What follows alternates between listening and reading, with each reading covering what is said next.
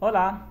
O estudo de hoje, na verdade desses próximos dias, fazendo uma aula agora sobre os estudos 22 a 25, que a mitzvah, na verdade, desses dias é a mesma que estudamos no estudo 21, que fala sobre a tefilá, a mitzvah de rezar.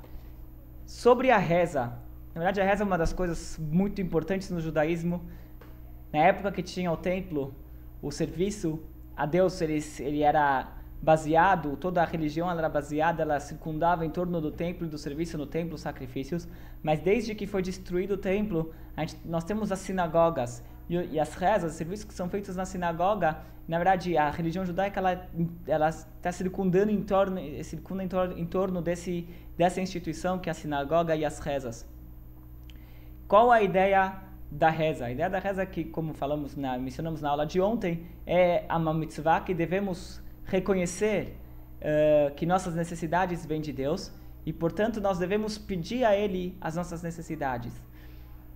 A pergunta que pode ser feita: será que Deus precisa de fato da minha reza para saber o que eu preciso? Ele deve saber muito melhor do que o que eu necessito, porque eu devo pedir a Ele.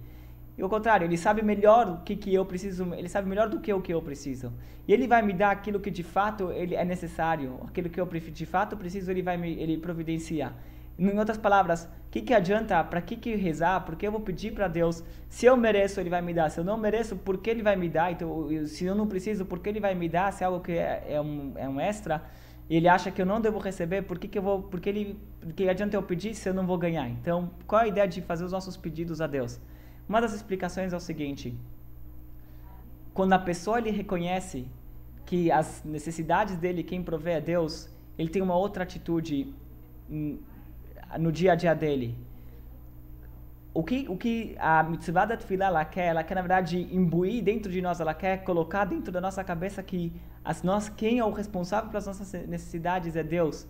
E dessa maneira a pessoa ele tem um modo de vida muito diferente. Quando a gente sabe que tem Deus que ele cuida e ele sabe das minhas necessidades e é Ele que providencia as minhas necessidades, então em momentos de dificuldade eu fico menos desesperado, porque eu sei que tem um Deus que está cuidando de mim.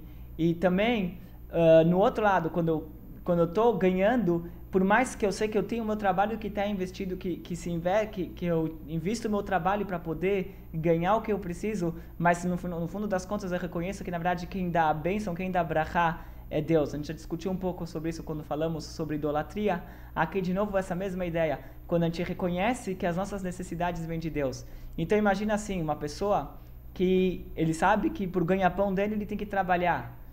Se chega numa situação que o trabalho dele entra em contradição com Deus, então se a pessoa ele pensa, se ele não acredita que o sustento dele vem da bênção divina, então ele vai falar assim: Deus, desculpa, mas é o meu sustento, eu preciso viver, então eu vou ter que te deixar de lado porque o meu trabalho está entrando em conflito com você.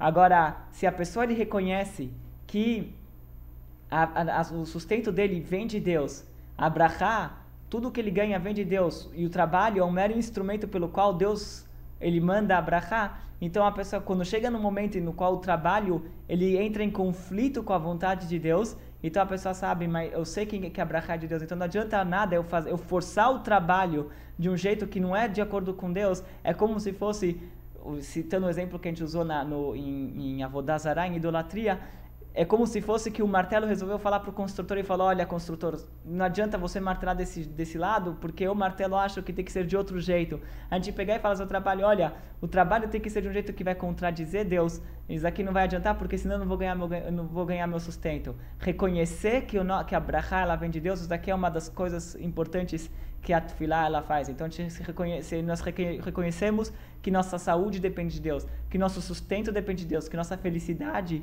ela vem com a brachá de Deus, então a gente deve a nossa atitude para a vida vai ser completamente outra.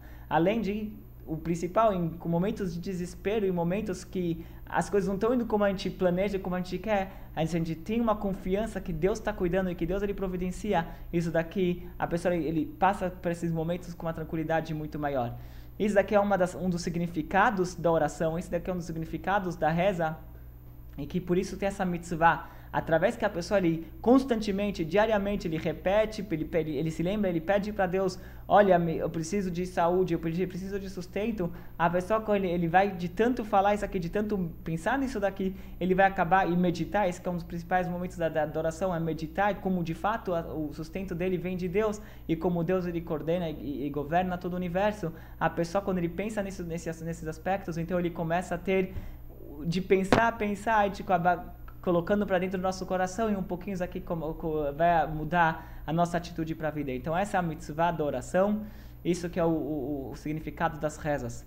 O número de rezas, por que 3 ao dia, e os momentos das rezas aqui foram coisas instituídas pelos sábios, baseado em vários aspectos, como a gente mencionou. Hoje em dia, na verdade, a sinagoga, as rezas, elas substituem o trabalho que era feito no templo, então a gente tenta coordenar as nossas orações de acordo com os serviços que eram feitos no templo. As nossas rezas, elas coincidem com certos sacrifícios, e por isso que no Shabat a gente tem rezas a mais, que tem a ver com sacrifícios a mais no Shabat. São todos os detalhes que podem ser elaborados em relação às orações que estão relacionados com os sacrifícios no templo.